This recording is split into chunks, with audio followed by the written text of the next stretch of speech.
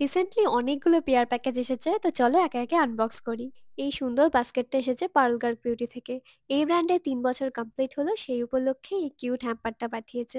এটাতে রয়েছে একটা স্কার্ফ, একটা বো হেয়ার টাই, আর রয়েছে এই বক্সটা যার মধ্যে রয়েছে টোটাল 8টা লিপস্টিক। এই পেয়ার প্যাকেজটা আমার ভীষণ পছন্দ হয়েছে, বেশ কিউট অ্যান্ড থটফুল ছিল।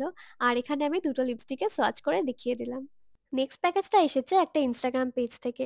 আমাকে খুব সুন্দর 3টে জুয়েলারি পাঠিয়েছে। প্রত্যেকটার কোয়ালিটি খুবই ভালো। স্পেশালি ইয়াররিংস দুটোর কোয়ালিটি তো আমার দারুণ লেগেছে। আর এই ইয়াররিংস দুটো পরেও কিন্তু বেশ ভালো লাগছে। এই পেজের নাম আর কন্ট্যাক্ট নাম্বার আমি স্ক্রিনে মেনশন করে দিচ্ছি। এর পরের পেয়ার প্যাকেজটা এসেছে নায়কা থেকে।